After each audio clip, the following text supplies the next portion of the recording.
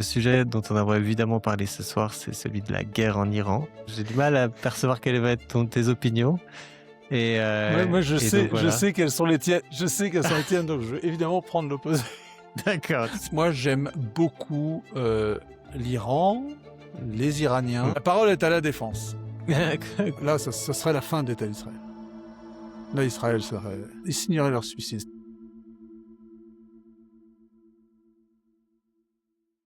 Bonsoir. Bonsoir, bienvenue dans un nouvel épisode de Sic Transit Gloria Mundi. J'aimerais d'abord célébrer nos 500 abonnés. On a Ah. durement travaillé pour ça. C'était vraiment pas évident. Je crois qu'il y a un petit mélange de ce qu'on appelle de shadow ban, donc c'est-à-dire de le fait que les vidéos ne sont pas forcément partagées autant que ce qu'elles pourraient, ce qu'elles devraient. Mais je pense que malheureusement, enfin, cette censure ne fonctionne pas malheureusement pour YouTube, heureusement pour nous, et qu'au fur et à mesure du temps, les gens ont quand même indiqué leur appréciation. Et je pense que quand on passe ce genre de seuil comme 500 et puis le prochain ce sera 1000, etc., ça donne des indications positives. Et notamment une chose que j'ai relevée, c'est que jusqu'à présent, en tout cas chez moi, quand je tapais Sic Transit Gloria Mundi dans mon moteur de recherche YouTube, il y a absolument rien qui sortait, enfin, ou du moins que notre chaîne sortait, très, très loin dans les rangs, bien après des chaînes qui avaient 1 abonné, alors qu'on en avait presque 500. Et ça fait plaisir de voir que maintenant ça commence à remonter doucement, pour les gens qui chercheraient. Mais voilà, donc continuez à partager les vidéos, ça nous fait très plaisir, d'avoir vos encouragements, de nous indiquer que vous appréciez. Oui? Et une chose qui compte beaucoup, qui nous ferait beaucoup plaisir aussi, c'est si vous mettez un petit commentaire, juste un merci, ou bien ou c'était pas Oui, terrible, ou bien un autre sujet s'il vous plaît, enfin peu importe, il faut oui. commenter, parce que l'interaction nous permet de diffuser spontanément, organiquement, ces conversations, et si elles vous intéressent, ben, vous voudrez que d'autres personnes y soient intéressées aussi. Pensez qu'elles intéresseront d'autres personnes. Voilà, mettez Parfaitement. un petit Oui. commentaire, vous pouvez poser des vraies questions, mais aussi un commentaire pas pas long, c'est bien. Merci. Alors, il y a un sujet qu'on est en train de préparer durement, qui est le sujet des communautés traditionnelles catholiques euh, en France, mais aussi à l'étranger, notamment pour simplifier la messe en latin. Ça nous demande un peu de travail. C'est un sujet qui a été réclamé par certains de nos auditeurs, et donc on a bien pris note de ça, simplement pour être bien sûr de traiter le sujet, parce que là on veut s'y prendre assez sérieusement. On prend un peu le temps de bien travailler ça. Et donc en attendant, le sujet dont on va évidemment parler ce soir, c'est celui de la guerre en Iran. Et on n'en a pas parlé en off, donc je sais pas du tout enfin, j'ai du mal à percevoir quelles vont être tes opinions. Et, Ouais, euh, moi et donc je voilà. sais quelles sont les tiennes, je sais quelles sont les tiennes, donc je vais évidemment prendre l'opposé. D'accord, tu Je sais sais quels sont quelles sont les les tiennes arguments. parce que notre mère m'en a parlé, enfin a évoqué Ah oui, d'accord, OK, le oui, fait que oui, tu étais inquiet, que ça t'inquiétait. oui, oui, alors vas-y un peu. Donc pour le contexte historique, là, on est à 10 jours, c'est ça, de la déclaration de guerre à peu près? Ouais, à peu près, mais enfin bon, c'est une Ouais, guerre qui dure depuis, maintenant plus d'un oui, an. Enfin, une guerre parce qu'il y a eu les bombardements, américano-israéliens sur les installations nucléaires de l'Iran, il y a déjà quelque temps. oui. Trump avait fait assassiner aussi, mais ça c'était lors de son premier mandat. Il avait fait assassiner un général, commandant les forces, des gardiens de la révolution et qui Mmh. sévissait en particulier au Liban, en Syrie, en Irak. Donc il y a depuis longtemps une opposition entre Trump et l'Iran. Hem, Moi j'aime beaucoup, l'Iran, les Mmh. Iraniens. Alors les J'avais Iraniens, peur de la suite de ta phrase. J'aime beaucoup. j'aime beaucoup J'aime beaucoup la l'Iran guerre. et les Iraniens. Non, non, Oui. l'Iran, les Iraniens, j'ai visité l'Iran, Oui, début ça des c'est années 2000. important, ouais, comme contexte. J'ai été, à une époque où enfin, de toute façon quasiment personne ne va visiter l'Iran parce que ça a tellement mauvaise réputation. Eh bien, c'est pas, j'ai pas fait ce tourisme de guerre là, comme font certains, parce que c'est dangereux, j'y vais. Non, c'était pas pour ça. C'est parce que Mmh. j'y suis allé parce que personne n'y va. Et ça, c'est dans ce monde où le tourisme dévore tout, les rares petits endroits, les petits pays qui gardent encore, qui sont encore préservés, qui se gardent du tourisme, c'est très Mmh. agréable. C'est vrai. Donc, j'ai une immense admiration pour l'Iran, en tant que, que berceau, berceau de notre civilisation. Je voudrais dire une chose qui est très frappante quand on va en Iran, c'est que, on a l'impression que c'est un pays très éloigné, très étranger, et puis, en fait, quand on arrive là-bas, on se dit: «Mais attends, mais attends, mais attends, c'est notre histoire». Heu Bon, histoire, compliquée parce que, évidemment, on connaît, en tout cas, on a entendu parler des guerres entre les Grecs et les Perses, les Mèdes, Mmh. comme disaient les Grecs, les guerres médiques. Donc ça a été popularisé par le film 300, tiré d'une bande dessinée, spectaculaire et assez juste, hein, d'ailleurs, hein, dans les détails, hein, de les détails historiques. C'est évidemment, c'est D'ailleurs, tout à ils fait sortent un nouvel fantastique. épisode là, non? Ah, je savais pas. J'étais au cinéma, je crois que j'ai vu une bande annonce ou un truc comme ça. Ah, OK. Ah oui, oui, ça me dit quelque chose, ouais. Hem, bon, il y a ça, mais en fait, même quand on est chrétien, heu, j'ai vu, par exemple, le tombeau de Cyrus à Passargades, au milieu dans la campagne, enfin, dans une espèce de campagne désertique à l'extérieur d'Ispahan, donc plutôt dans la partie sud du pays. Téhéran est au nord, Ispahan plutôt au sud, et Cyrus, c'est le fondateur de l'empire sassanide, donc de l'empire, donc je date au 6e siècle avant le Christ, et heu, qui va, donner lieu bah, aux épisodes que je viens de mentionner, les guerres médiques un peu plus tard. Donc ce sont ses successeurs qui vont lutter qui vont vouloir étendre l'empire vers l'ouest et qui vont se heurter aux Grecs et qui vont perdre contre les Grecs. Et Cyrus, dans le livre d'Isaïe, je rappelle que Cyrus est appelé le Messie. Il est désigné comme le Messie parce que Ah oui. Cyrus va, heu aider considérablement les Juifs qui étaient à Babylone. Il va leur rendre leur liberté. Ils vont pouvoir retourner à Jérusalem. Enfin, une toute petite partie va retourner à Jérusalem et ils vont fonder le judaïsme, enfin, le judaïsme moderne, le judaïsme qu'on connaît, la religion qu'on connaît de la Bible est créée au retour par les Juifs qui rentrent de Babylone. Et je poursuis un petit peu sur un sujet que je pense on a déjà évoqué il y a plusieurs Mais années. je t'interromps tout de suite. Babylone, est-ce qu'aujourd'hui, il y a encore une, Non, il n'y a plus rien. il y a plus rien? Non, Et enfin c'est oui, si, je crois il y a quelques, Bagdad est construit à côté de Babylone, juste à côté, hein. C'est OK. pas sur Babylone, je crois. Il doit peut-être avoir quelques ruines, mais je pense qu'il y a pas grand-chose, hein, qui Mais reste. à l'époque, c'était la Perse. Alors la capitale n'était pas à Bagdad, Babylone, mais Babylone est conquise par, Cyrus, par les Cyrus et OK. ses armées mèdes et perses, qui sont alliées. Et vont, faire chuter l'empire, ce qu'on appelle l'empire néo-assyrien. Donc les néo-assyriens, ce sont ceux ou les Assyriens, ce sont ceux qui ont conquis, Samarie et puis Jérusalem, donc entre le 8e et le 6e siècle avant notre ère. D'accord. Et donc, c'est rendu célèbre dans notre culture à cause du rôle qu'ils jouent des récits dans la Bible où, les Assyriens, mettent à sac, Jérusalem, mettent à sac Samarie, qui est 150 ans avant. Et puis, Cyrus, lui, ce personnage immense, dont beaucoup d'Iraniens portent encore le prénom aujourd'hui sous le vocable de Kourosh. Kourosh, c'est Cyrus en farsi, en Ah persan. oui? Kourosh.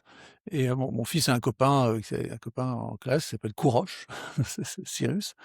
C'est évidemment la racine est évidemment liée à Kyrie en grec, hein, c'est le Seigneur. Kourosh, Ah oui? Cyrus, Kyrie en grec, c'est le Seigneur. C'est une langue indo-européenne, le farsi, hein, je vais peut-être l'évoquer aussi. Ouais. Et puis, donc évidemment, il y a ces restes c'est le tombeau de Cyrus, et puis un peu plus à un autre endroit, on voit gravé sur une grande falaise un bas-relief spectaculaire parce qu'on voit le roi, alors là, c'est plus les Sassanides, c'est une autre dynastie, Ce sont les pardon, ce sont les Sassanides. C'est pas les Achéménides, la dynastie des Achéménides, c'est celle de Cyrus, Xerxès, Artaxerxès, et cetera, ceux de l'histoire d'Alexandre. Donc Alexandre va battre et faire disparaître, et puis plus tard, une nouvelle, dynastie, perse apparaît, qui sont les Sassanides, et les Sassanides, ça va être les grands adversaires des Romains. Et en Mmh. 280, l'empereur de notre ère, l'empereur Valérien, est battu par l'empereur Chapour Ier, qui va le faire prisonnier. Et il y a un immense bas-relief, pas immense, mais enfin il y a un bas-relief dans une falaise assez élevé comme ça, qui est pour éviter qu'elle soit abîmée, où on voit Valérien à genoux devant Chapour qui est sur un cheval. Récemment, le régime iranien, je ne vais pas rentrer dans les nuances, mais ce qui est surprenant, c'est que le régime iranien n'a jamais, actuel, religieux, n'a jamais cherché à mettre en valeur le passé impérial pré-islamique de l'Iran, mais ils l'ont fait récemment en reproduisant ce bas-relief, en faisant une statue dans le centre de Téhéran, sur un rond-point, signifiant évidemment par là la domination de l'Iran qui met à genoux l'Occident.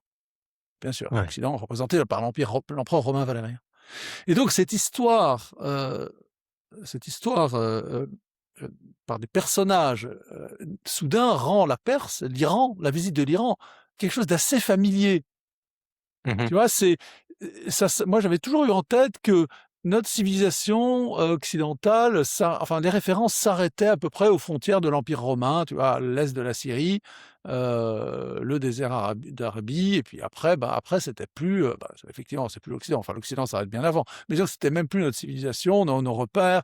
Et ben en fait, si, ça va plus loin, ça va en Iran. Bref.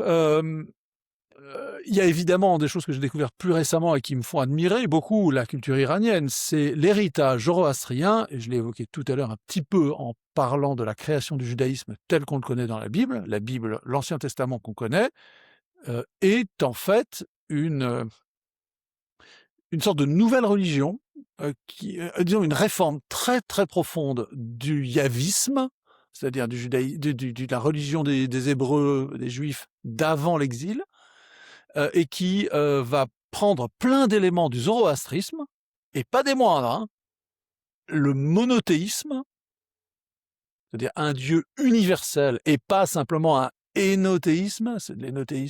L'énothéisme, c'est un Dieu qui est supérieur aux autres dieux. Enfin, mon Dieu Mmh. national est supérieur aux autres dieux des autres pays, qui était probablement l'idée, la théologie des Juifs d'avant l'exil. Chez les Zoroastriens à Babylone, chez les Persans à Babylone, les Perses, ils vont prendre l'idée qui est présente de cette religion très sophistiquée, euh, universaliste qui est le zoroastrisme, et ils vont reprendre l'idée d'Ahura Mazda, qui est le dieu du zoroastrisme, et ils vont reprendre le monothéisme, c'est-à-dire un Dieu universel. Il n'y a pas d'autre Dieu, il n'y a qu'un seul Dieu, il n'y a pas de dieux rivaux, un seul Dieu. Et ça va pénétrer le judaïsme, la construction moderne du judaïsme, enfin moderne, la construction de l'Ancien Testament tel qu'on le connaît, et plein d'autres choses. La justice divine, par exemple, les anges, tout ça, ce sont des apports du zoroastrisme, donc de la Perse. Évidemment, dans le Nouveau Testament, il y a les mages. Les rois Oui. mages, comme on les surnomme, enfin, dans l'Ancien Testament, ce sont les mages qui viennent rendre visite au Christ, à l'enfant Jésus, à Bethléem, et qui viennent lui offrir les célèbres cadeaux, l'or, l'encens et la myrrhe. Qui sont ces mages? Ce sont des prêtres zoroastriens, magi, le terme qui est utilisé dans l'Ancien Testament en grec, le Nouveau Testament en grec, dans ce récit chez Saint Matthieu, oui, Saint Luc, non, Saint Matthieu. Les magis, c'est un terme persan, farsi, qui signifie les prêtres, le nom des prêtres zoroastriens. Donc tu as les zoroastriens qui viennent, Mmh. qui sont évidemment des grands, ils étudient les étoiles, ce sont des grands astronomes, et donc évidemment, c'est pas un hasard s'il y a cette histoire d'étoiles qui guide les rois mages. C'est probablement une légende, moi je le prends pas de façon historique, mais je le prends de façon très symbolique, c'est-à-dire bien plus solide, c'est que effectivement, le christianisme, hérité du judaïsme, doit énormément à ces conceptions très élevées de la religion zoroastrienne. Donc voilà, bon bref, il y a plein Oui d'autres choses. et je je renvoie ceux qui aimeraient en savoir plus à une vidéo qu'on a faite il y a quelques années, qui est sans doute une des vidéos qui est le plus vue sur notre chaîne, où tu entrais dans beaucoup plus de détails, hein, Ouais. sur ce thème qui est Je vais rajouter passionnant. je vais rajouter une autre chose, une autre source d'admiration, du judaïsme, pardon, du zoroastrisme et de la culture perse. Lorsque, en fait, c'est la dette que l'islam doit à la Perse et au Ah oui, zoroastrisme. Lorsque l'islam s'étend et conquiert l'empire perse et puis une partie de l'empire byzantin, parce que les deux sortent d'une guerre gigantesque dans laquelle ils se sont épuisés, plus des guerres dans l'empire romain byzantin, enfin, romain sort victorieux face aux Sassanides finalement. Le dernier roi étant Khosroès, ils vont le vaincre, mais les deux combattants sont épuisés. En plus, il y a eu des pestes qui ont ravagé les populations, mais vraiment gigantesques, hein, genre un tiers de la ah population oui. de ces pays est morte. Bref, ces empires ne tiennent plus, n'ont plus d'armée, en tout cas les villes sont dépeuplées, et à ce moment-là surgit de la péninsule arabique, et probablement en réalité c'est plutôt des unités de mercenaires de ces deux armées qui vont, face à un vide du pouvoir, prendre le pouvoir, et donc c'est ce qu'on appelle la conquête arabe ou musulmane. Ces historiens débattent aujourd'hui de façon assez sérieuse sur la façon dont ça se fait. Mais on va pas parler de ça maintenant. C'est que ces populations, ces conquérants arabes vont se retrouver face à des civilisations bien plus sophistiquées que ce qu'ils ont, côté byzantin, donc en Orient, en Syrie, en Palestine, en Égypte, et puis à l'est, en Mésopotamie, donc l'Irak actuel, et puis en Perse, l'Iran actuel. Et les prêtres zoroastriens vont se convertir et ils vont apporter énormément de choses à l'islam. Par exemple, la, la prière, les 5 prières quotidiennes des musulmans viennent du zoroastrisme. Ah oui, Ouais. Bon, incroyable. c'était 7 chez les zoroastriens, semble-t-il. Mais cette façon de prier de façon plusieurs fois par Mmh. jour viennent du zoroastrisme. Des tas de concepts religieux islamiques sont en fait zoroastriens. Et alors on le sait parce que ça va, en fait, parce que la Perse va devenir le cœur, et l'Irak, qui est sous influence perse, vont devenir, enfin qui est persan à l'époque, vont devenir des centres intellectuels, les centres de la culture islamique, de la nouvelle religion qui va apparaître, et évidemment rempli de permanence zoroastrienne dans les concepts, et un rôle gigantesque que vont jouer les anciens zoroastriens convertis à l'islam dans l'élaboration de l'islam tel qu'on le connaît aujourd'hui, et la rédaction du Coran, et puis dans tout le reste, dans le corpus juridique. Donc l'influence de la Perse est considérable, y compris, enfin pas seulement via le judaïsme puis le christianisme, mais également dans l'islam aujourd'hui. Donc tout ça fait que j'ai une très grande admiration pour ce peuple, très sophistiqué. Est-ce que j'ai déjà raconté? Je vais raconter à nouveau une chose que j'ai vue pendant mon voyage en Iran. À Shiraz, comme le vin, hein, Shiraz, Mmh. Syrah. À Shiraz, il y a un parc, et dans ce parc très beau, et dans ce parc, il y a un temple, enfin pas un temple, une sorte de kiosque sous lequel est abrité, sur une volée de 3 marches, le tombeau d'un grand poète persan du XIVe siècle, je crois, de notre ère, en arabe. Enfin, pas persan, mais ils écrivaient avec de l'arabe, des caractères arabes. Euh, et c'était le soir, eh bien, sur les marches de ce tombeau, il y avait des jeunes, 20, enfin bon, un peu plus jeunes que moi, j'avais peut-être 30 ans, enfin bon, ils avaient entre 20 et 30 ans. Ils étaient assis sur les marches du tombeau, avec des livres sur les genoux, entre les mains, des recueils du poète, qui était enterré là, et ils récitaient à mi-voix les poèmes, en train de pleurer. Ah oui, Ils versaient des larmes, tu sais, c'est comme les souffrances du jeune Werther, quoi. On oui. pleure d'émotion. Sensibilité. Grande sensibilité artistique, gigantesque, poétique, chez les Persans, enfin les Iraniens, d'aujourd'hui encore. Ce sont des choses admirables, admirables. Ce sont des très beaux poèmes, hein, j'en ai feuilleté quelques-uns, c'est vraiment de la très très haute littérature. Et la jeunesse iranienne, c'est quelque chose, quoi, hein. C'est vraiment, ils sont héritiers d'une culture qui est toujours vivante, et qui n'a qui a survécu à la révolution islamique. Alors ils ont eu la chance de ne pas avoir le communisme, hein. Donc ils n'ont pas eu comme en Chine par exemple, des dommages considérables sur la ils n'ont pas été envahis non plus, ils n'ont jamais été envahis, hein. Ils ont été sous domination, sous influence La anglaise et britannique et américaine, mais oui? la révolution des années 70, il y avait pas un petit brin de communisme, au-delà de la, Non, il y avait des éléments communistes au moment de la révolution en 79, mais qui ont tout de suite des sociétés communistes et socialistes, mais ils ont tout de suite été, ah liquidés d'accord, par les ayatollahs, par Khomeini et par les OK. révolutionnaires, chiites. Il faut savoir une chose, hein, c'est que d'abord le chiisme s'implante en Iran très tardivement, au XVIe, XVIIe siècle. Avant, ce n'est pas un pays chiite, hein, c'est un peu enfin, il y a des vagues, mais disons qu'il est sunnite, largement sunnite. Le chiisme est ailleurs Oui à et j'ai l'époque, il est j'ai même entendu qu'en fait, dès le début, c'était justement un bastion sunnite qui oui, s'opposait, qui ouais. combattait le chiisme en fait avant Ouais, que ouais, ça tout à s'inverse, fait. c'est C'est assez pas l'histoire du ouais, surprenant. donc le chiisme, les Iraniens sont chiites depuis peu longtemps, d'assez peu enfin depuis, le XVIe siècle à peu près. Hem le chiisme, à la différence du sunnisme, n'est pas théocratique.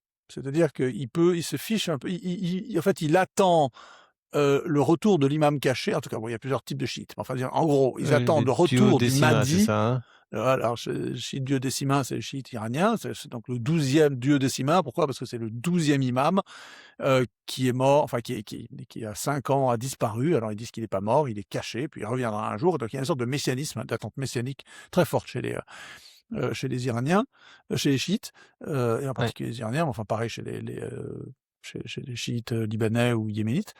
Et hem et donc ils sont, ils avaient jusqu'à la révolution islamique de Khomeini, et Khomeini va inventer quelque chose, c'est que ce sont les théologiens qui doivent, donc les mollahs, les juristes comme ils disent en fait, les fakirs, qui doivent gouverner. Mais ça, c'était quelque chose qui n'existait pas dans le chiisme traditionnel. C'est une hérésie chiite, ce que Khomeini a créé, hein. Le chiisme n'était pas du tout comme ça.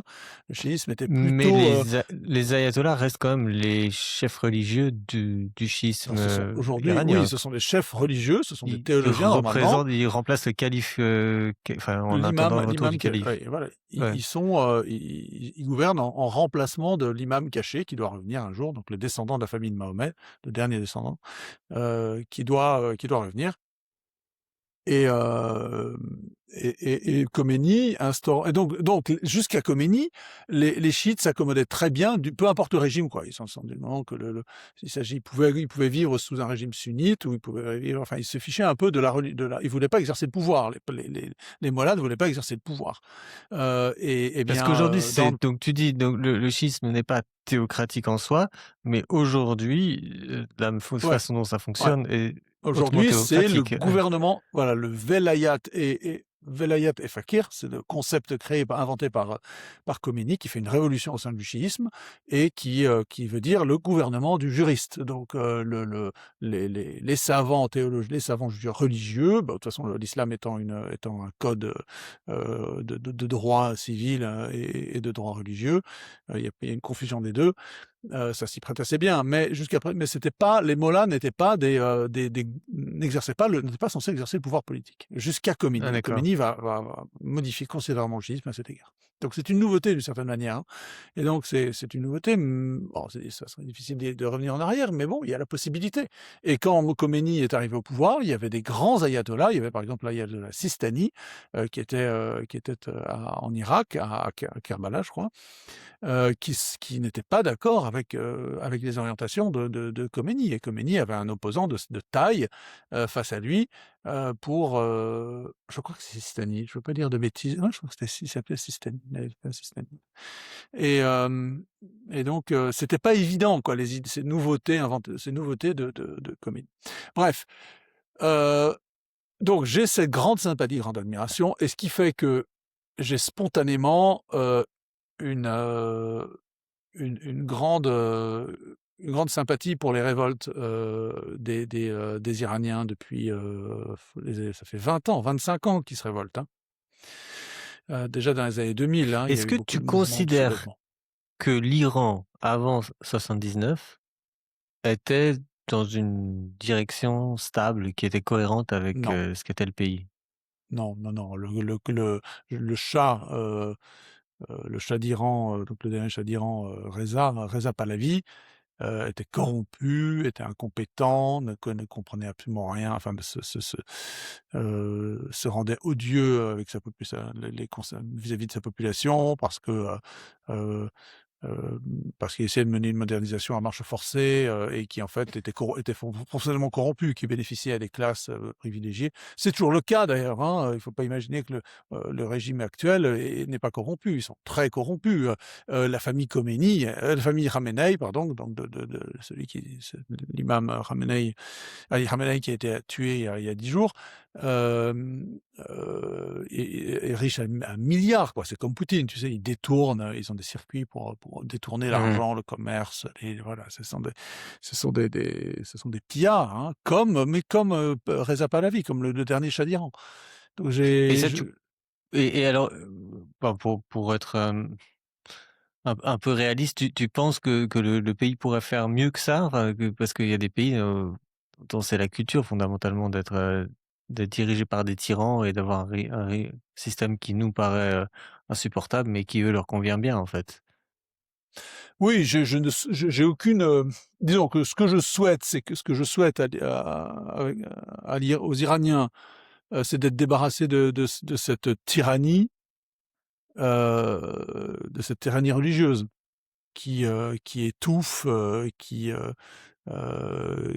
tue, qui ne fait pas qu'étouffer, mais qui tue carrément. Il y a eu entre 30 et Oui. 40 000 morts dans les révoltes de janvier, hein, de décembre-janvier.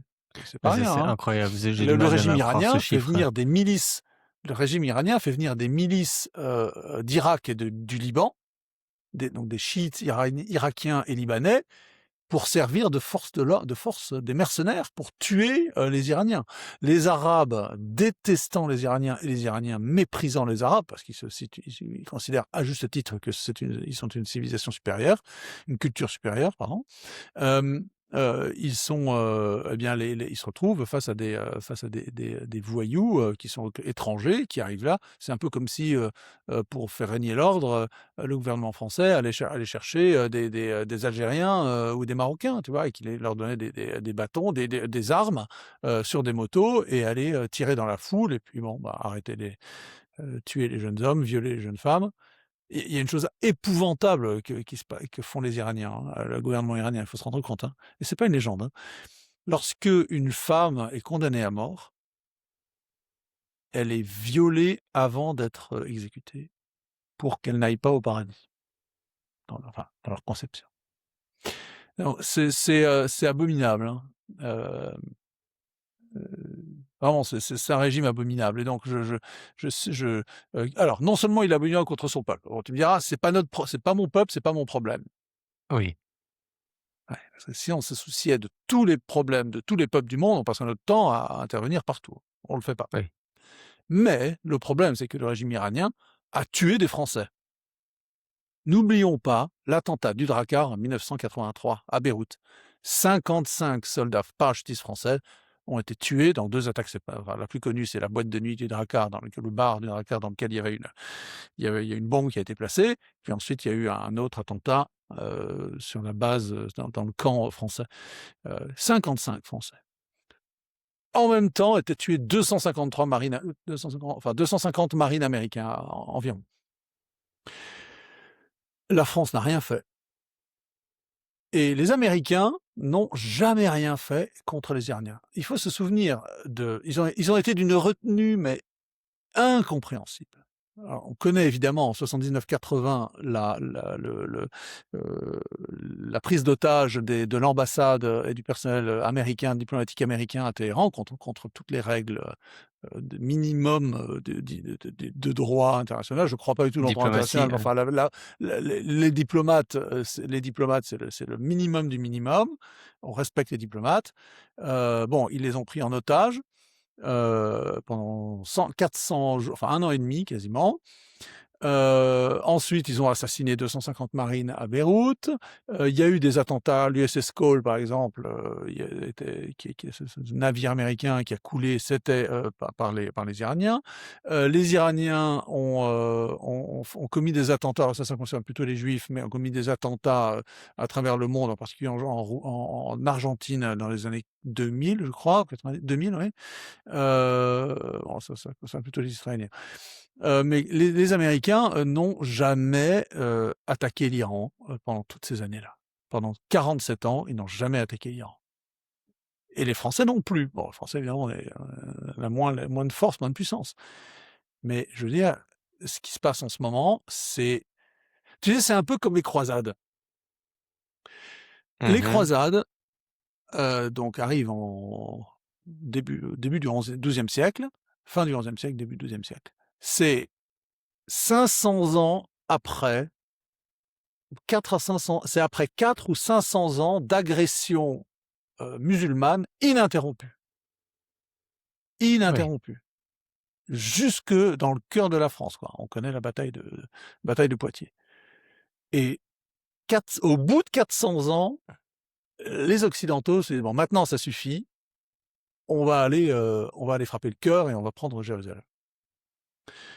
Et dans ce qui va évidemment faire reculer considérablement bon, il ne faut pas prendre l'Afrique du Nord, mais cela dit, Charles Quint a essayé de conquérir Tunis. Il y a eu ensuite la conquête de l'Algérie à la fin, du règne de Charles X a pour but de mettre fin aux raids de pirates esclavagistes en Méditerranée, sur les côtes françaises et puis sur les côtes de toutes les côtes nord de la Méditerranée. Les, les barbaresques, donc les pirates d'Alger ou ottomans, allaient jusqu'en Islande et jusqu'en Irlande, en Islande, faire des raids. Bon, bref.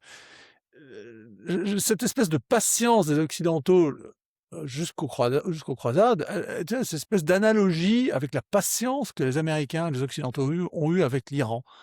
mmh. Jusqu'à... Alors, D'accord. oui, ensuite je vais te laisser la parole. Oui, euh, Trump s'est probablement fait embarquer par Netanyahou dans ces bombardements. Maintenant, la raison pour laquelle il le fait maintenant, c'est que Netanyahou lui a très probablement dit, écoutez, que vous y alliez ou que vous y alliez pas, enfin que tu m'accompagnes ou pas, nous on y va. Et nous on va frapper, on va bombarder Téhéran et on va tuer les ayatollahs. L'ayatollah Khamenei a été tué par un bombardement israélien, pas américain, israélien. Le complexe, là, son palais, a été rasé par des Israéliens. Donc, il mérite largement, tant du côté intérieur que du côté extérieur, donc tant vis-à-vis du traitement qu'il réserve à la population iranienne, à la jeunesse en particulier, que vis-à-vis de nos pays à nous, et je rentre même pas dans les détails de l'histoire plus récente du bazar qu'il y a au Liban, du bazar qu'il y a au Yémen et du bazar qu'il y a en Irak, et sans doute en Afghanistan aussi, largement soutenu par les Iraniens, pour justifier ce qui se passe là, quoi. Mais ce n'est plus possible. Enfin, dernier point, la véritable raison pour laquelle les Américains, en tout cas, ont accepté d'entrer là, en guerre, c'est la même qu'au Venezuela. Il s'agit de couper les approvisionnements, les bases, les centres de soutien, les bases des Chinois hors d'Extrême-Orient.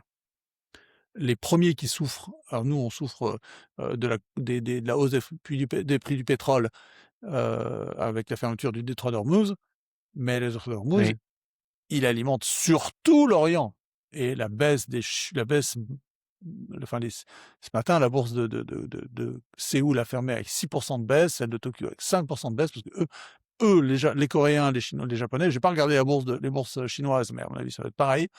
L'Orient dépend absolument du pétrole. Alors, les Chinois, du pétrole iranien, les Coréens et les Japonais, du pétrole qui vient du détroit d'Ormuz, qui vient des pays du Golfe. Saoudien au Qatar, ouais. Saoudiens, Qatar, enfin, d'Abu Koweït. Dhabi, etc., des Émirats, du Koweït. Voilà. Donc c'est ce qui me fait regarder ce qui me fait non pas approuver, parce qu'on peut jamais approuver, être enthousiasmé par une guerre, mais je considère que ça tient la Alors, route. La et parole est comment à la tu défense. comment non, mais avant que Pardon, comment est-ce que tu à vois l'accusation la plutôt. victoire? Et puis, combien de temps, ça va durer? Est-ce qu'une victoire est-ce que obtenir, ce qu'ils veulent obtenir est ne serait-ce que possible selon toi? Aucune idée. Mmh. Moi, je pense que enfin, j'ai Mais tu tendance à penses me que ça dire vaut quand que même la peine? ouais, moi, je pense qu'ils vont, les occidentaux, les Américains et les Français sans doute aussi en font partie. On va devoir mettre les pieds en Iran.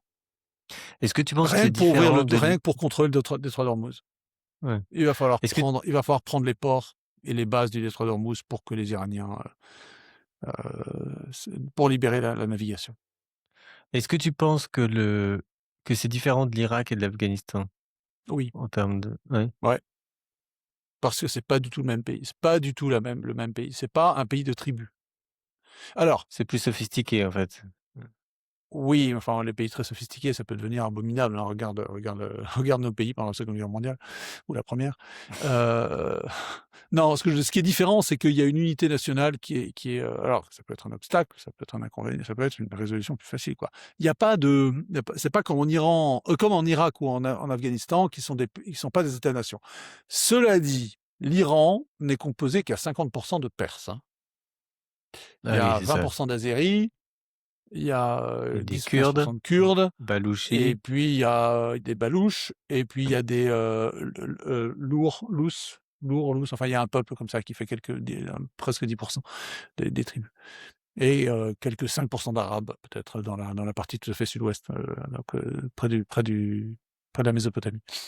Mais bon, c'est une énorme majorité, enfin, c'est une majorité de Perses, qui domine le pays. On parlait de guérilla kurde là, qui commencerait à mettre à feu et à sang l'ouest du pays. oui. Apparemment, ça va pas avoir lieu. Enfin, j'en sais rien. Peut-être ça va se faire en sous-main, probablement. Mais bon, les Turcs ne laisseront pas passer ça, hein. Donc toi, Et puis, c'est pas tant que tu veux sauver, le peuple iranien que de mettre un peu fin au poil à gratter de la région, en fait. Celui oh, qui bah, de toute le façon, la religion marionnettiste, est. Une chose que j'ai pas mentionnée, c'est que j'ai dit la pas la pratique religion, j'ai dit la religieuse. région. Ouais. Ah pardon.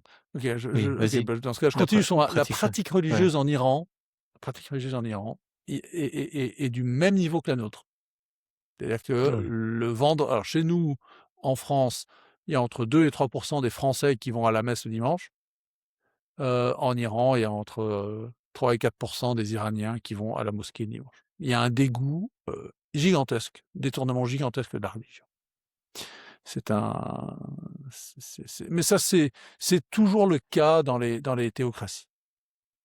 Lorsque le religieux se confond avec le politique détruit le religieux. C'est-à-dire que le politique, c'est le domaine du contingent, donc ce qui peut changer, ce qui peut ne pas être. La religion, ça ne peut pas être le domaine du contingent. Dieu est, point, quoi. Mais Ouais. Dieu n'est pas un peu, moyen, ça dépend beaucoup. Enfin, tu vois, la loi divine, elle ne varie pas selon les contingences politiques. Et donc, dans une théocratie, la loi religieuse varie selon les contingences politiques. Et dans ce cas-là, elle ne vaut plus rien et les gens s'en détournent. Donc, bon, de toute façon, les révolutions, et c'est ce qui s'est passé au Venezuela, les révolutions, et dans toutes les révolutions, la révolution arrive lorsqu'il y a une division de l'élite, lorsqu'il y a une partie de l'élite qui se dresse contre une autre partie de l'élite. Et donc en Iran, on ne pourra envisager une révolution, en tout cas un changement de régime, que lorsqu'une partie de l'élite va s'opposer à l'autre partie. Oui. Ça sera pas des manifestations, enfin c'est jamais des immenses manifestations dans la rue qui provoquent des changements de régime. Non, non, c'est l'élite, c'est une partie de l'élite qui dit bon allez, maintenant ça suffit, il faut comme dans le Guépard, il faut que tout change pour que rien ne change. Donc il faut changer le régime, Mmh. et puis, il y a parfois une nouvelle élite qui arrive, hein, c'est ce qui est il y a plein d'exemples. Mais en général, c'est, une partie de l'élite qui s'oppose à l'autre. C'est ce qui est arrivé au Venezuela. Ils ont dégagé, ils ont lâché, ils ont accepté de se soumettre, la mais c'est toujours le même régime, chaviste qui est au pouvoir. Heu, mais ils sont plus, ils sont soumis aux Américains, quoi. Enfin, ils sont plus là pour embêter les Américains. Bah, en Iran, il faudrait espérer qu'il arrive une chose un peu semblable. Il y avait eu cette drôle de remarque, enfin drôle, triste, remarque de Trump qui disait: «Ah bah, en fait, tous ceux avec qui on aurait pu négocier, ils sont morts. On les a tués tués dans le bombardement. Ceux qu'on avait en tête, on se disait: "Ah bah, tiens, avec lui, on pourrait peut-être s'arranger", mais ils sont morts. Merde! Qu'est-ce qu'on avec qui on va traiter? Bon, il y a toujours des gens avec qui tu peux traiter.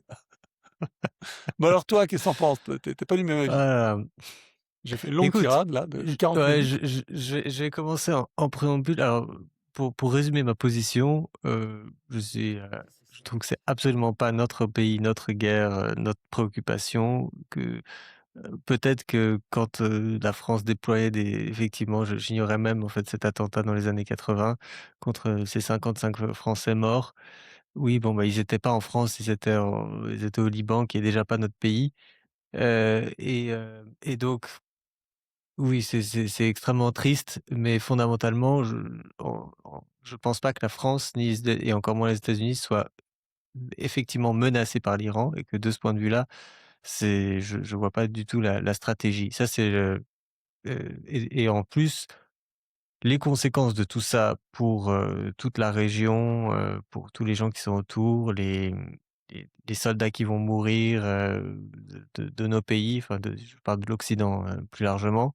Je trouve ça extrêmement triste pour des résultats qui sont pas absolument pas garantis parce que je pense que il est fort probable qu'on comprenne pas très bien comment fonctionne ce pays et donc que ça va nous on s'attend à un effondrement ou je sais pas quoi. Enfin, je pense que ton analyse sur l'histoire des 2 élites est intéressante. Je pense une grande partie de cette élite qui pourrait s'opposer aux ayatollahs et bien, des Iraniens, en fait, elle est à l'étranger et par définition, si elle est à l'étranger, elle est forcément contre le régime mais malheureusement, comme ils sont à l'étranger, bah, c'est pas vraiment à eux de choisir, en fait. Et pour moi, et je pense pas que parler avec ces Iraniens de l'étranger soit très instructif pour comprendre comment réparer l'Iran lui-même.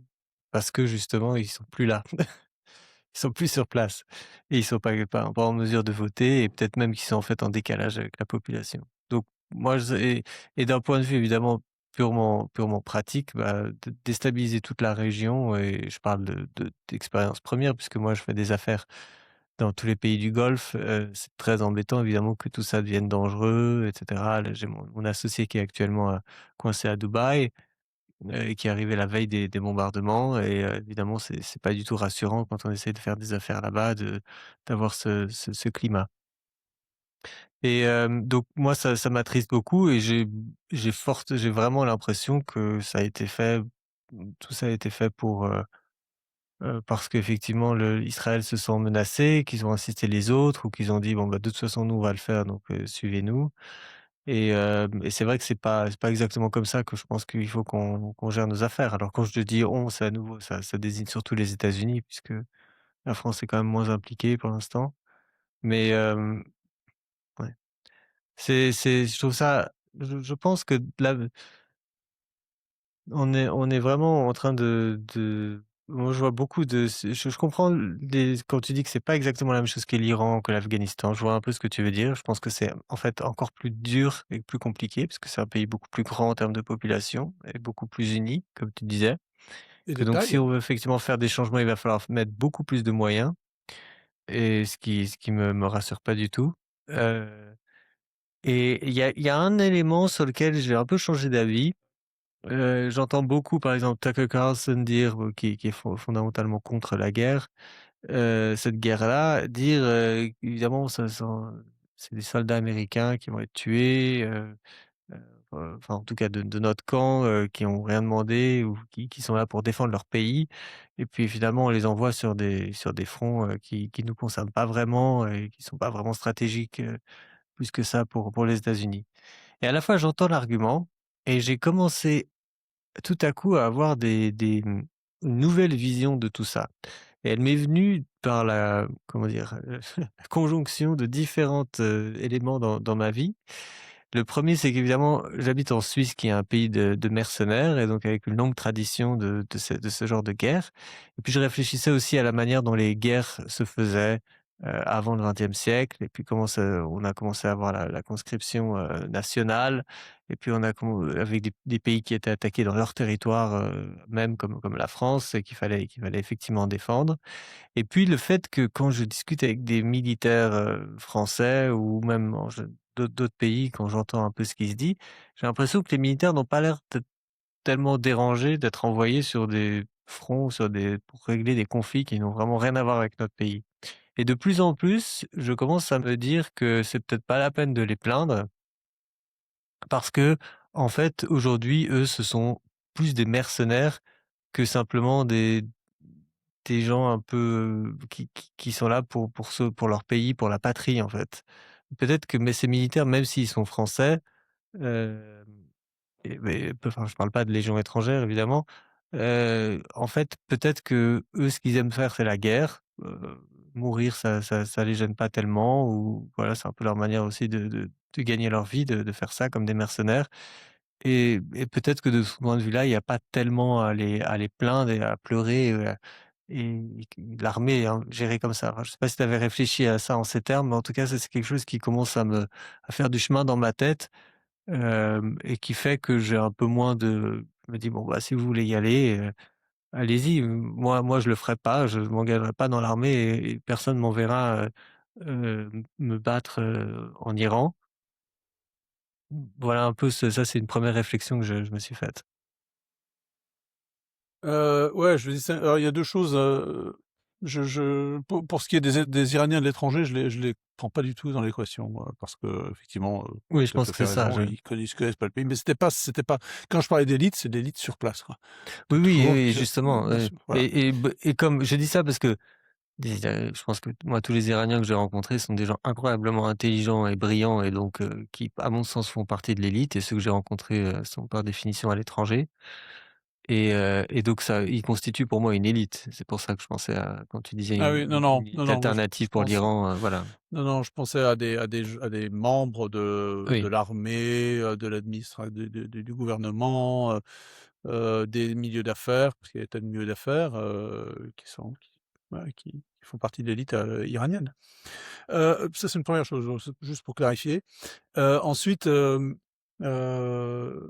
Reza pardon, je mets Reza Pahlavi, donc le fils de Reza Oui. Pahlavi, enfin le fils du dernier Shah d'Iran, dont on parle un petit peu maintenant.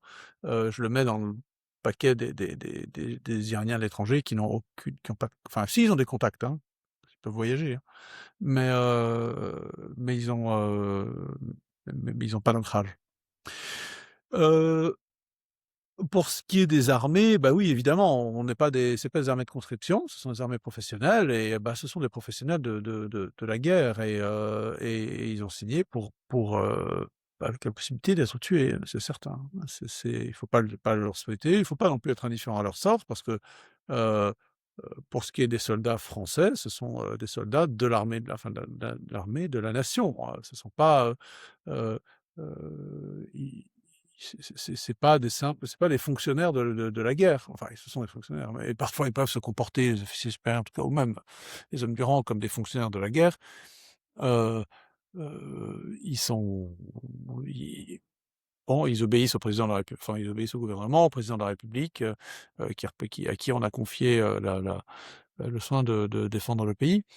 Hem et Il y a quelques semaines, tu sais, on parlait de si on nous demandait d'aller nous battre, nous les Français, en Ukraine et cetera, est-ce qu'on irait? Et je pense que tu te souviens que moi je me disais: «Mais non, je ça ça me paraîtrait complètement, une aberration de demander à quelqu'un qui est pas dans l'armée, un professionnel de l'armée d'aller verser son sang pour cette cause-là» et je pense exactement de même, pour l'Iran.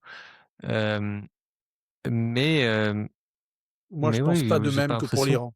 Je vais te dire non? pourquoi. C'est que, les États-Unis, en luttant contre la Chine et en contenant la Chine, c'est du containment, hein, comme pendant la guerre froide, hein. En contenant la Chine, les Américains défendent l'Occident.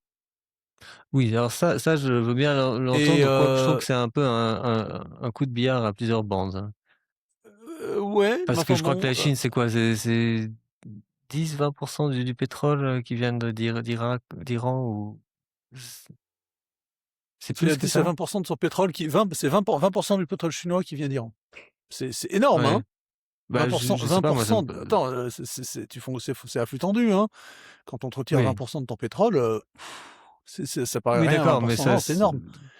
Et donc ouais. de menacer de mettre et puis alors évidemment, il joue un autre jeu qui nous est pas forcément favorable, mais qui est la question du de la dédo de lutter contre la dédollarisation, et c'est ce qu'il a fait au Venezuela, donc en empêchant la Chine d'avoir accès à des matières premières, qu'elle peut acheter en renminbi, Ah oui, enfin en yuan, enfin en monnaie chinoise et non plus en dollars, et pareil en Iran.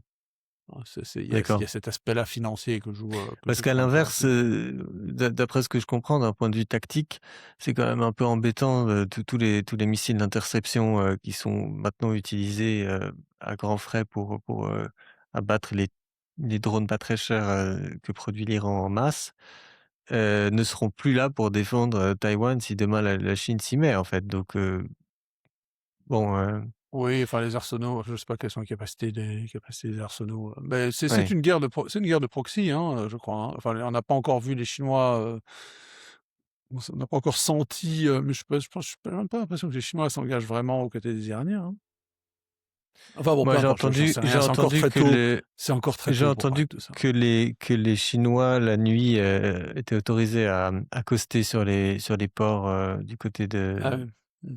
du golfe Persique, pour apporter des pièces, Ah oui, notamment bon, pour c'est le alors je sais pas à quel point quelle est la et comme quantité il y a ni pas de rien, mais blocus, comme les Américains ne pratiquent pas de blocus, contre l'Iran, oui.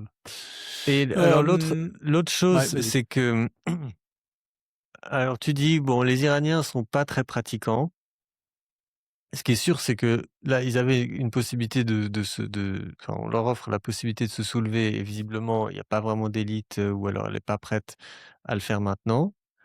Donc ça c'est très embêtant et cette incapacité à lire la population ou à comprendre vraiment le pays, ça je trouve que ça s'est répété tellement ces dernières années et enfin, c'est vrai que les Américains, ils ont quasiment que des défaites quoi à l'étranger depuis des des décennies qu'il y a ces guerres, je sais pas en fait, je sais même pas si au fond ils sont si bons que ça. Quand on parlait c'était, j'ai quasiment l'impression que les Britanniques et les Français à l'époque de leurs empires étaient peut-être même un peu plus doués pour faire les guerres à l'étranger, même si évidemment en Indochine c'était pas non plus la joie. Hem, je sais pas, j'ai vraiment cette lassitude et en tout cas, j'attendais de Trump, qu'il fasse pas ça puisque c'est quelque chose qu'il avait annoncé comme étant, quelque chose qu'il ne ferait jamais, de déclencher de lancer une guerre. Il avait reproché à Obama de vouloir attaquer l'Iran et cetera. Je vois vraiment pas de bénéfice, alors ces grands jeux géopolitiques dont tu parles peut-être effectivement, mais et puis la vraie je me demande aussi comment est-ce que parce que si on parle d'intérêt, toute l'amitié que les États-Unis ont et le crédit qu'ils ont, notamment dans les pays du Golfe, est-ce que, ils vont réussir à le maintenir? Est-ce que les pays du Golfe, quand ça sera calmé, vont leur dire: «Bah, écoutez, vos bases militaires, qui sont, juste à côté de nos grandes villes, non, vous êtes prêts d'aller les mettre dans d'autres Attends, pays?» c'est est-ce qu'on va rester c'est amis comme ça? c'est le prince Mohammed Ben Salman qui a demandé, à Macron d'envoyer du soutien, qui a demandé aux États-Unis aussi, enfin qui soutient, non, les Saoudiens soutiennent l'attaque contre l'Iran, hein. Et les autres, et les petits États satellites de l'Arabie Saoudite autour, Qatar, Bahreïn, Émirats arabes unis, Oman, Mmh. ils font de même, hein. Il n'y a pas eu, pour l'instant de et contrairement à ce que l'Iran espérait, de fracture, de fracture publique en tout cas, dans l'alliance des pays arabes, autour des États-Unis et d'Israël. parce qu'ils en ont tellement ras-le-bol de l'Iran, tellement ras-le-bol, q et ça sort et les attaques de l'Iran contre des infrastructures civiles comme, des usines de désalination là, comme ils ont fait à Bahreïn, je crois aujourd'hui ou hier, enfin ça rend les Iraniens odieux, encore plus odieux que les Arabes les considéraient jusqu'à présent, quoi. Donc enfin, en tout cas, je ne vois pas pour l'instant Toi, tu les, pas l'impression qu'en fait les qu'est-ce les qu'il dit ton les, copain sur la vie quotidienne, à Abu Dhabi? Il est où? À Dubaï, Abu Dhabi? Dubaï, Et qu'est-ce qu'il dit sur la vie quotidienne en ce moment? Ça change rien à rien? signaler. Ah oui, bah, C'est voilà, tu vois? quasiment rien à Bah, c'est tout. signaler, juste, de temps en temps, il reçoit des SMS, disant, «Restez à l'intérieur». Ouais. Parfois ils entendent, des explosions, Ouais, ouais, dans bah, l la très, très haut population dans le certainement et ciel. la vie il paraît que les vols ont repris. Oui, les vols, je crois ont repris depuis samedi dernier, quelque chose comme Mmh. ça. Heu et puis pour l'instant, il y a pas ce qui m'étonne, il y a pas trop de rupture d'approvisionnement pour en tout cas la nourriture et cetera. Enfin moi je me souviens quand je suis allé là-bas, là, heu, la plupart des fruits et légumes venaient d'Iran, en fait dans les supermarchés. Mais Sans doute que le commerce continue, hein. j'en sais rien. Ce qui est coupé, c'est le détroit d'Ormuz, hein, c'est pas Oui, la c'est vrai que quand on entend que c'est quoi? C'est la je crois que la Russie continue d'approvisionner l'Ukraine en gaz ou je sais pas quoi. Enfin, ouais, il y a des trucs assez bizarres. On a du mal à imaginer que c'est enfin, on pourrait croire qu'en temps de guerre, il y a des choses qui fonctionnent pas, mais comme ça, qui soient coupées, mais c'est pas forcément le cas apparemment. Donc oui, non, tu as raison, peut-être que ça continue. En tout cas, il y a pas je on pose la sent pas question trop. je pose la question parce que ça permet de donner un indice, sur la solidité de l'opinion, des opinions, des pays du Golfe, hein, et de l'Arabie Saoudite. Ouais. Si la Bah, ce vie, qui est n'est certain, pas c'est que bouleversée, et on va continuer, hein. oh, ce qui est certain, enfin, ça on peut pas, enfin, forcément, en tout cas pour les Émirats arabes unis, ils doivent quand même être sacrément, embêtés et agacés par la manière dont ça a vraiment un peu tué leur image de marque d'un pays hyper stable, où c'est super de venir passer ses vacances. Parce que là, c'est vrai que quand tu prends l'avion, que tu regardes la carte, quand tu es assis à ta place et puis que tu vois, que tu arrives à Abu Dhabi et puis tu as juste à côté, tu as l'Iran sur la carte. À chaque fois que moi j'arrivais là-bas, je me disais quand même, c'est vrai qu'on est pas très, très loin, de pour ça c'est un endroit où ça peut péter rapidement, quoi. Et puis là, le voir effectivement se poser, je pense qu'il y a beaucoup de personnes qui vont reprendre conscience de l'endroit où ils étaient sur la carte Bon, tu connais mon et qui avis. vont se dire que la prochaine fois qu'ils vont aller en vacances, faire escale à la rigueur, mais aller passer des vacances en soi à cet endroit-là. Eh bah, tant mieux parce que tu connais mon avis sur le Oui, tourisme à oui, Abu Dhabi ou à Dubaï. Alors oui, vraiment, oui. Non, mais là, ce évidemment. qui m'ennuie, c'est que tous les gens, on va les retrouver ailleurs, quoi. Ils vont aller au Maroc ou je sais pas Ah où oui, là.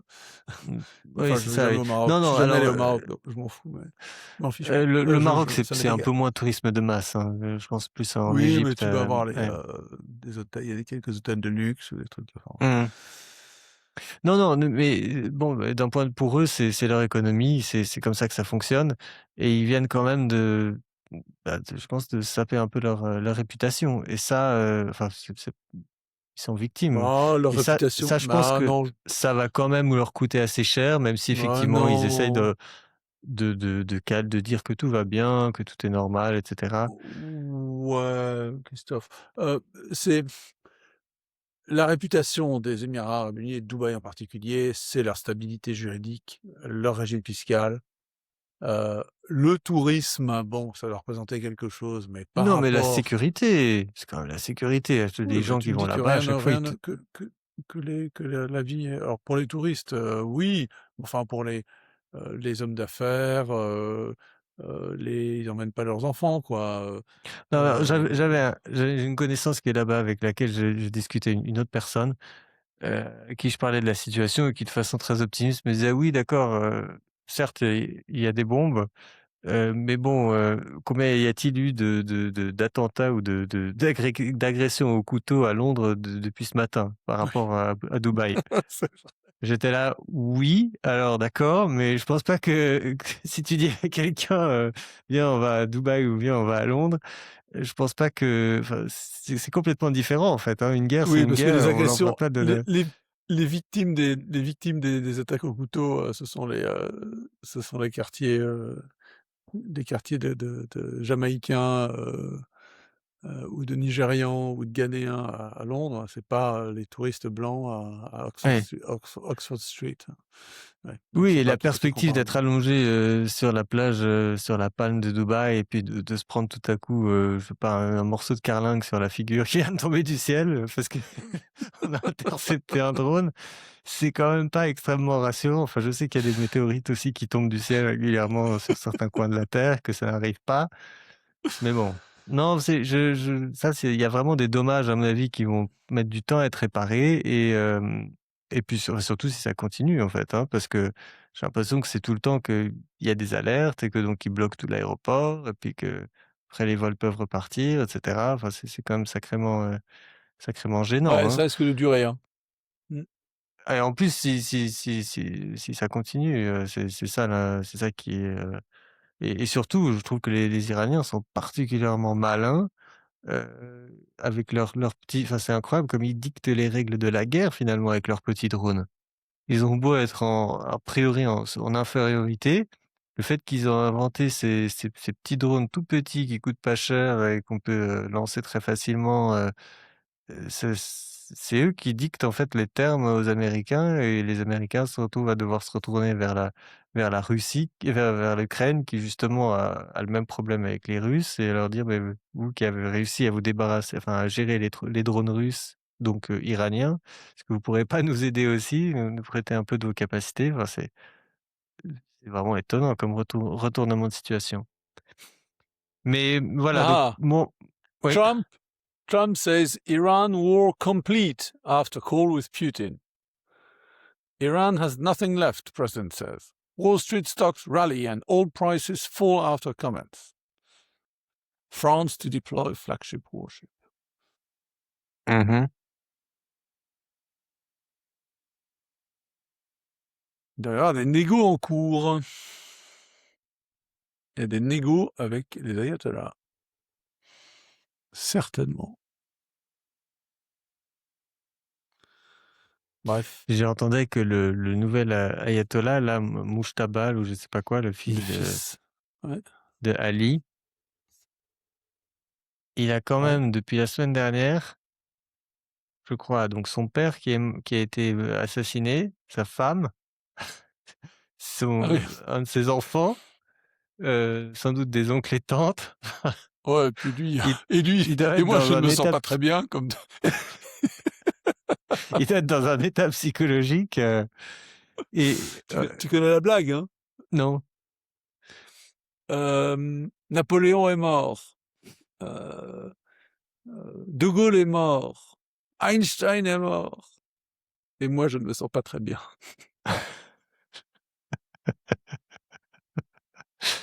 Donc lui, il doit se Ouais. dire, papa est mort, maman est morte, Ouais. tonton est mort, et moi, je ne me sens pas très bien. Parce qu'à mon Mmh. avis, à moins que enfin, d'ailleurs, ça peut être de façon très surprenante, mais de même que Trump a substitué Maduro par sa vice-présidente en en Iran, au Venezuela, bah, ça peut peut-être être le fils Khamenei qui va en fait faire la transition. Et C'est le surtout s'il est meilleur. orphelin et instable, complètement, Oui, endeuillé de totalement. toutes parts, Ouais, c'est pas impossible, hein. c'est l'occasion d'un nouveau départ pour lui. Exactement. Avec un nouveau père Bon, adoptif. euh, c'est pas Non, impossible. voilà, Parfois, les j'espère, histoires réservent ce genre de surprise. Hein. mmh. Euh, Non, c'est- enfin, c'est- moi ma lecture plutôt, c'est que ces gens sont comme ils ont tout perdu, ils sont prêts à tout et que là, ces gens sont dans une guerre sainte, hein, Ouais. non? C'est des politiques, hein, ils veulent rester au pouvoir, hein. Les ayatollahs, c'est pas des théolo enfin, oui, ils ont une idéologie messianique, révolutionnaire, millénariste, mais c'est aussi des hommes politiques. Les hommes politiques, Mmh. ça ferait le prob à quoi pense un homme politique qui vient de gagner une élection? Eh bien, il pense Mmh. à la prochaine élection Ouais. et le fils Khamenei, il vient de gagner une élection, alors c'est pas une élection, nationale. Il a été élu par le conseil des sages, je sais plus quel terme, mais Oui. bah, il cherche à rester au pouvoir, Le quoi conseil des gardiens. et Non, c'est pas ça? conseil des gardiens, ouais, je crois que c'est un truc comme ça, ouais, tu raison. Peut-être, hein? On va voir. Et alors maintenant, enchaînons sur l'autre partie. C'est donc, le sud du Liban et puis également les messages qui viennent d'Israël indiquant que le prochain sur la liste, c'est la Turquie. Ah oui, j'entends, ouais, ça c'est scandaleux. Les Israéliens, ils devraient se calmer, hein. Eux aussi, c'est des messianiques, hein. Eux aussi, c'est des millénaristes, hein. Mmh. Bon, j'ai aucune idée sur la façon dans ce qui se passe au Liban, la manière dont voilà, ça j'ai absolument aucune idée. Heu, et puis, c'est des Libanais qui devraient faire enfin, les Libanais, en fait, ils sont très une partie des Libanais qui sont pas chiites sont très contents, hein, je crois, de que le Hezbollah et que les chiites, même s'ils les aiment pas au fond, enfin bon, face aux Israéliens, ils disent: «Ah bah, allez, ils vont mettre la raclée aux Israéliens», donc ils les soutiennent. Alors que c'est un cancer, sur la société libanaise, hein, ce Hezbollah, hein. Parce qu'en fait, c'est le parti d'étrangers. Ils sont absolument pas là pour défendre le Liban. Ils sont là uniquement ils obéissent à l'Iran. Mais bon, c'est la fin, hein, ils sont beaucoup moins, ils ont été décapités depuis 2-3 ans.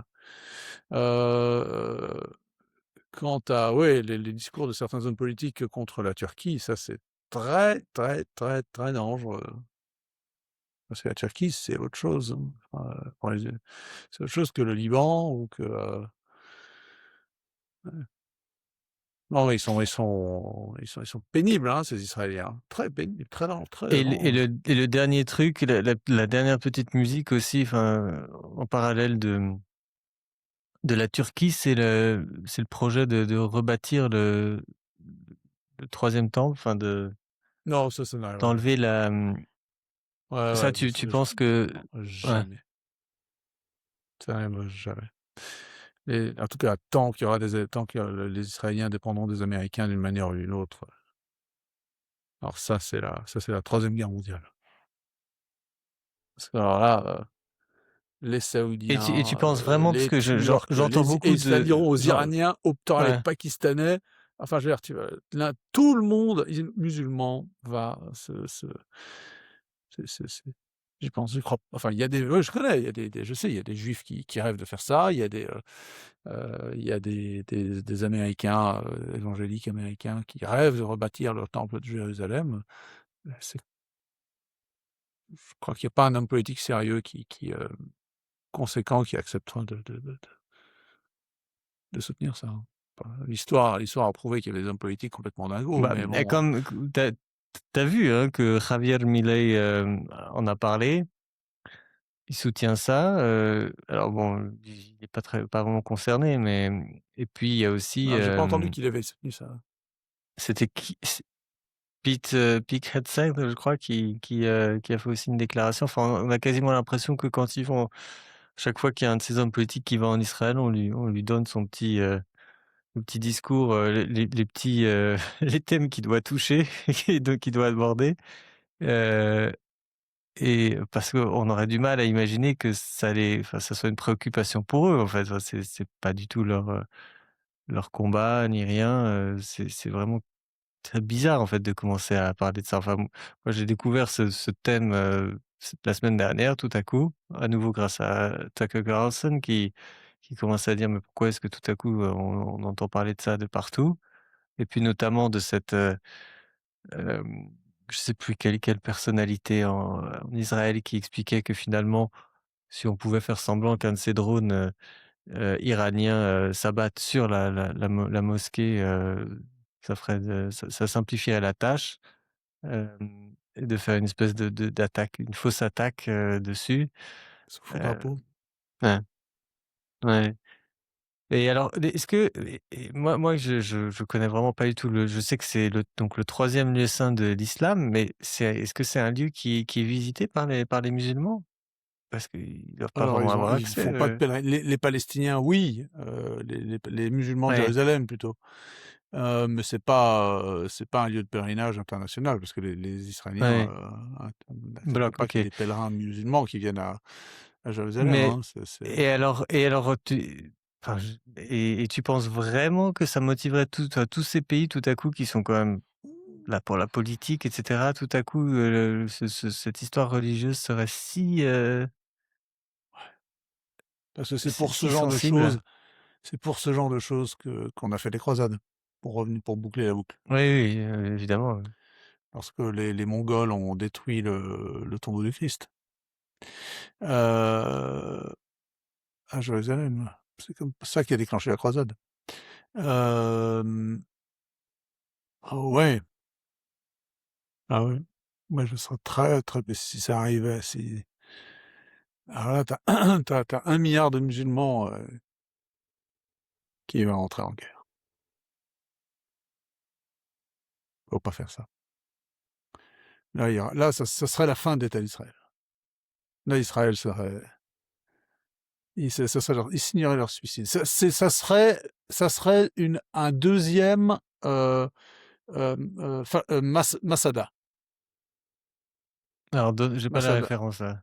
Bah, Masada, c'est cette forteresse qui est au-dessus de la mer Morte, qui a été la dernière forteresse, lors de la dernière révolte juive en 100 je sais plus, en 100 ou 110, un truc comme ça, où il y a eu les derniers résistants, et donc qui a fait un coup d'éclat et puis qui sont tous morts, ils se sont suicidés, les derniers combattants se sont suicidés, donc les Romains ont mis le siège à cette forteresse naturelle, qui était un palais d'Hérode le Grand.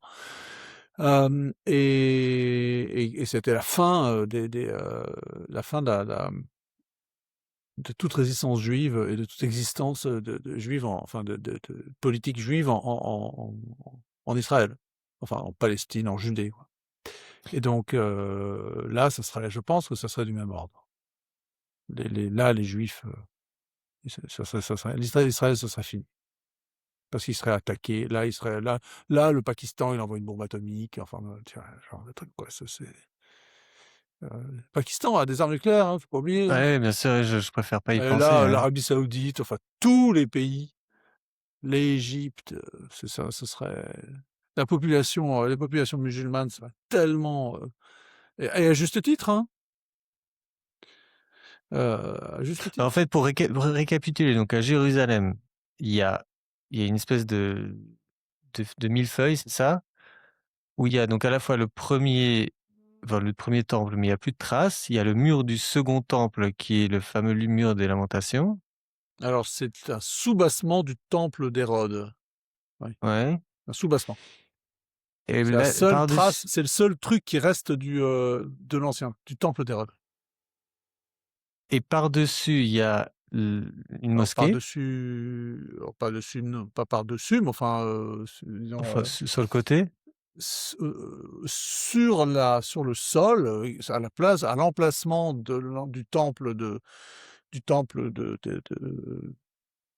juif de Jérusalem, reconstruit par Hérode, euh, celui que le Christ a connu. Il y a un sanctuaire, une sorte en octogone, avec un dôme doré, en aluminium doré, fourni restauré par les Jordaniens dans les années 60-70, et qui est qui n'est, oui, c'est une mosquée. Et puis il y a la mosquée Al-Aqsa qui est à côté, qui est sur la même esplanade, mais au sud, où il y a qui est une mosquée très célèbre la mosquée très célèbre de Jérusalem. Donc ça, ce sont les 2 éléments, musulmans qui occupent, le site de l'ancien temple de Jérusalem, l'ancien temple juif. Il n'y a pas de reste du temple d'Hérode, tout a été rasé par les Romains. Lorsque Jérusalem était chrétienne, c'était une zone c'était un terrain vague, parce que les chrétiens n'allaient évidemment pas reconstruire le temple, ça n'avait pas aucun sens pour eux. Ils interdisaient aux Juifs, les Juifs n'avaient pas de possibilité, parce qu'ils n'avaient pas de pouvoir de reconstruire, pas de volonté d'ailleurs non plus de le reconstruire. et puis, bah, les musulmans sont arrivés au 7e siècle et ont construit ce magnifique, alors, en fait, ce sont des architectes chrétiens, des J'ai mosaïstes, regardé des l'intérieur, je crois architectes. que c'est la plus belle, plus beau monument islamique que j'ai jamais vu, hein. Ouais, alors, en fait, c'est pas islamique, c'est pas du tout de l'architecture Oui, en islamique, c'est de plus. l'architecture byzantine, Oui, oui, islamisée. Heu, ouais. c'est pas du tout, enfin, il y a aucun c'est pas de l'art, islamique, enfin, c'est Mmh c'est mh. c'est c'est de l'art byzantin mis au service de l'islam, c'est tout. Oui, oui, c'est ça, mais c'est vraiment, C'est pas du tout une remarquable. preuve du génie architectural ou Non, artistique, non. des musulmans, des arabes, pas du tout. Et donc là, et donc, enfin, je dis ça pour récapituler un peu parce que c'est peut-être pas clair pour ceux qui nous écoutent et donc l'idée, ce serait, de certains, Israéliens, ce serait de raser tous De raser, ouais, toutes les mosquées, la de raser mosquée, tous les de bâtiments et de reconstruire à l'identique le temple de Jérusalem. Ce qui théologiquement n'a aucun sens, enfin, pas non, parce que dans le temple d'Hérode, il y avait plus l'Arche de l'Alliance. Il le temple était vide, il y avait plus l'Arche d'Alliance. Donc ouais, théologiquement, les Juifs pourraient s'amuser à le reconstruire, ouais, comme ils ont reconstruit le temple après au retour d'exil.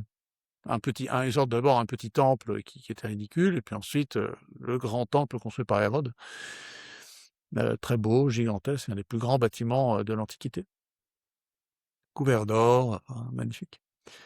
Heu Et ouais, il y a des juifs soutenus par des évangéliques, des chrétiens, évangéliques américains surtout, qui pensent qu'en fait, qui soutiennent à crever, les Israéliens et les tentatives, nationalistes juives, parce que pour eux, parce que dans leur esprit, la restauration d'Israël, heu, de l'Ancien Testament, heu provoquera l'arrivée du Messie, le retour du Christ. C'est pour ça qu'ils font ça. Ils ont une espèce de lecture, de la parousie, très matérialiste, complètement cinglée, parce qu'il y a et les je vois vidéos pas sont assez comment. hallucinantes, hein, de ce que moi j'ai vu, entendu de ces pasteurs, Ah, des évangélistes, discours, ouais, ouais, ouais, ah ouais, et c'est en fait, ils font en fait, c'est des partisans politiques, c'est des suprémacistes, juifs, quoi, en réalité, hein. Ils se disent chrétiens, mais ce sont des suprémacistes juifs. Suprémaciste au sens, où, il faut c'est une race supérieure et tous les autres doivent être soumis, c'est vraiment, c'est glaçant, hein, cette version du christianisme, hein. Je ne sais pas d'où ça vient, de toute façon, le protestantisme, c'est tellement compliqué, ouais, surtout aux États-Unis où ça pousse et ça croît dans tous les sens. Donc je ne sais pas d'où ça vient. ouais. J'avoue mon ignorance là-dessus, comme dans beaucoup de domaines. Ouais, j'ai découvert ça, j'étais assez, assez Moi stupéfait. je connaissais depuis longtemps ce truc-là, depuis 30 ans. Je savais que ça existait. Je les avais entendus ou j'avais regardé ça déjà. Mmh. Bien, bah, je pense que c'est un Bon, bon endroit pour s'arrêter. merci. Merci, bonne Allez, soirée. bonne soirée, salut.